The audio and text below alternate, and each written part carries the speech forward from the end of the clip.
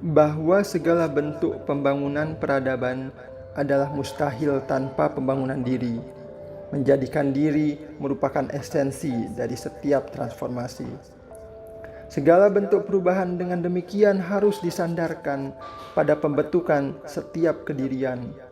Dalam hal itu, pendidikan dalam bentuk apapun secara luhur haruslah bertujuan mentransformasi setiap diri manusia, membuatnya memahami tujuan hidupnya, mengeluarkan setiap potensinya, menjadikannya makhluk paripurna, dan mengembalikannya pada fitrah seharusnya berlandaskan pondasi agama. Sayang, pendidikan kerap berpaling dari yang murni, terbawa dorongan hasrat materi, membuat manusia bentukannya turut tercerabut dari esensi hingga balik mencemari aliran nadi peradaban.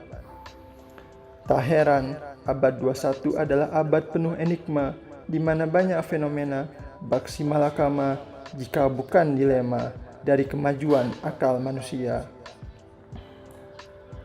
Wajar jika ternyata kita sadari bahwa sains dan teknologi tak lain berkembang justru berbasis materi ataupun ego tersembunyi.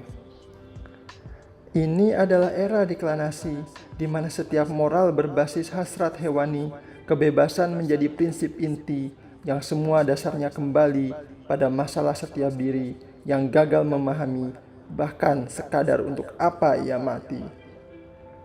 Menghadapi hal ini, Islam seidealnya adalah tawaran banyak solusi, petunjuk untuk setiap kebingungan hati, vaksin untuk virus demoralisasi, obat untuk kemajuan yang anomali. Akan tetapi, ia kerap dipelajari menyesuaikan kebutuhan atau sebagai rutinitas berdasarkan kesempatan.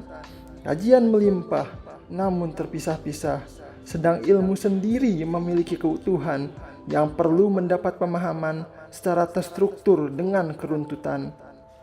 Hal yang demikian sayangnya hanya hadir pada pendidikan yang jelas tengah terpojokkan oleh industri dan perekonomian. Kalaupun ada yang alternatif, masih langka dalam arus utama dan berjauhan dari keseharian. Ditambah lagi dari itu, Islam adalah bahan baku, dasar dan mengakar yang tetap perlu dielaborasi, diurai dan didekripsi untuk bisa menjadi beragam solusi. Bahwa penelitian berbasis keislaman sangat diperlukan menjadi apa yang turut terasingkan dengan pragmatisme zaman.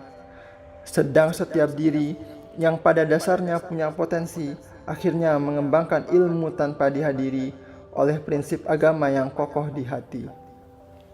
Wajar jika ilmu terdikotomi antara agama dengan yang duniawi, jauh dari integrasi, sehingga akhirnya peradaban ini berdiri tanpa pijakan kaki, tercerabut dari yang inti, nilai-nilai Allah yang hakiki. Oleh karena itu, sebuah ikhtiar perlu diinisiasi, sebuah ikhtiar untuk membangun setiap diri yang hakikatnya butuh ilmu secara rapi, yang dipelajari dengan pelan tapi pasti, terlepas dari apa yang dimiliki, untuk kelak aktif berpartisipasi, mengepak sayap potensi, membangun agama dan peradaban di seluruh penjuru bumi.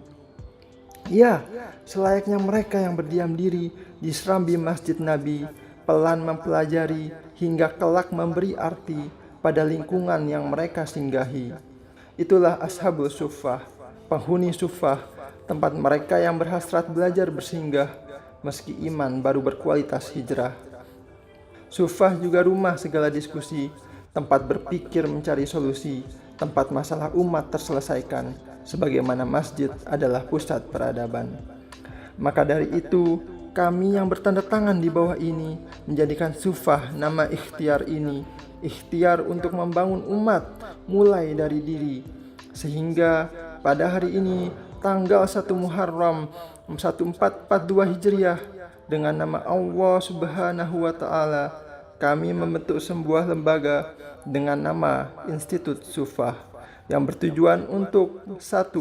Memberikan pendidikan alternatif untuk pemuda muslim agar lebih memahami diri dan kehidupan, potensi dan peradaban dengan pembelajaran Islam yang utuh, dan 2. menyalurkan potensi keilmuan pemuda-pemuda muslim melalui penelitian-penelitian agar Islam turut teroptimalkan sebagai solusi untuk peradaban dengan integrasi beragam pengetahuan. Sebagaimana identitas adalah apa yang masyarakat lihat dari kami, sebuah logo kami bangun berdasar pada mimpi besar untuk membangkitkan kembali peradaban Islam, di mana kami menggunakan basis warna merah dan hitam sebagai dua basis perjuangan, yakni darah dan tinta. Istana Alhambra, saksi bisu pengaruh Islam di ujung benua, dengan disiplin keilmuan yang diakui dunia, kami jadikan kerangka utama dengan bentuk siluet gerbangnya serta ornamen yang menghiasi dindingnya.